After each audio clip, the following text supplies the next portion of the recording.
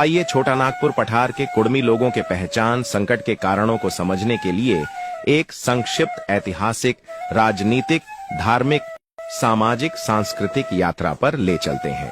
कहानी शुरू होती है आज से 70,000 वर्ष पूर्व, जब अफ्रीका से आधुनिक मानव बेहतर कल की तलाश में महाद्वीप से बाहर निकलते हैं।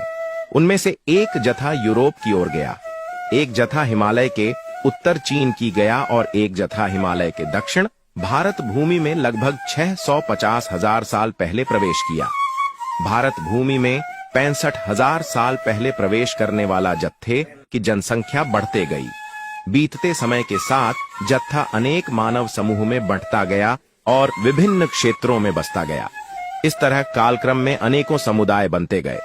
इन्हीं में से एक हैं कुड़मी समुदाय, जो विभिन्न क्षेत्रों से होते हुए अंततः छोटा नागपुर पठार के दुर्गम वन क्षेत्र में आकर बसे और यही अपनी कृषि संस्कृति, जीवन शैली, भाषा और परंपराओं को विकसित किया।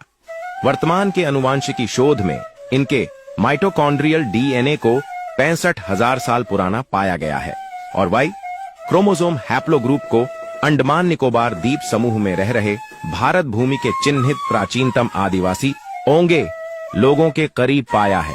चलिए आगे बढ़ते हैं।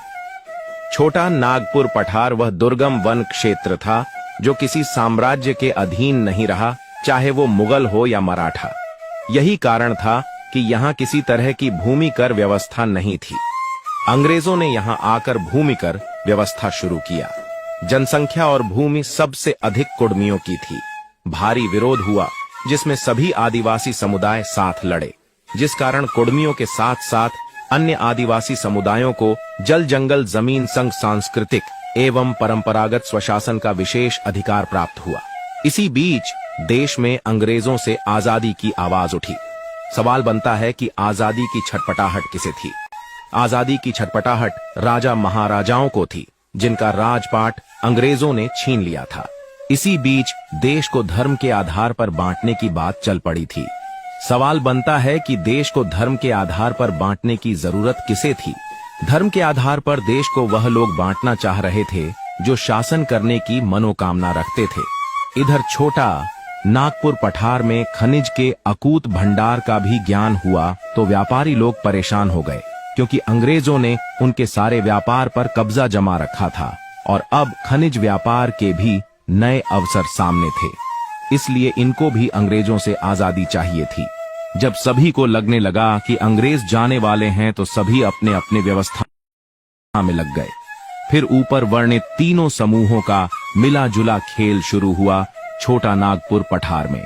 छोटा नागपुर पठार के आदिवासियों को अंग्रेजों द्वारा कानून बनाकर दिए गए जल जंगल जमीन और सांस्कृतिक एवं परंपरागत नियम पालन के अधिकार खत्म करने का, ताकि इनकी जमीन ली जा सके, खनिज लिया जा सके और इनके अधिकारों को छीन अपने अनुसार हाँका जा सके। सबसे पहले शुरू हुआ धर्म रहित परंपराओं से संचालित होने वाले आदिवासियों को एक धर्म में लाने का, ताकि ये आदिवासी लोग अपनी संस्कृति परंपराओं को भूल जाएं। फिर शुरू हुआ छोटा नागपुर पठार क्षेत्र को 4 राज्यों में विभाजित करने का, ताकि इनकी एकता टूट जाए। इसके बाद आया बंटे हुए छोटा नागपुर क्षेत्रों में अलग अलग भाषाओं का खेल, ताकि लोग अपनी जनजातीय भाषा को भूलकर क्षेत्र के क्षेत्रीय भाषा को श्रेष्ठ मानने लगे। गुजरते समय के साथ कई आदिवासी जनजातियों का नाम भी बदल दिए गए और कई आदिवासी जनजातियों को जाति बना दिया गया और कई आदिवासी जनजातियों को छोटे छोटे जाति में बांट दिया गया। अब आप समझ सकते हो कि छोटा नागपुर पठार के कुड़मियों और अन्य जनजातियों के साथ क्या क्या घटना घटी है। जब सबसे ज्यादा जनसंख्या और जमीन कुड़मी लोगों के पास थी, तो सबसे अधिक तोड़ने मरोड़ने का काम भी इन्हीं का किया गया। इतने के बावजूद जीवट कुड़मी आज भी मूलभूत पहचान के साथ खड़ा है। बस केवल ऊपरी खोल ही उधड़ा है। आज नहीं तो कल अंधेरा छटेगा ही।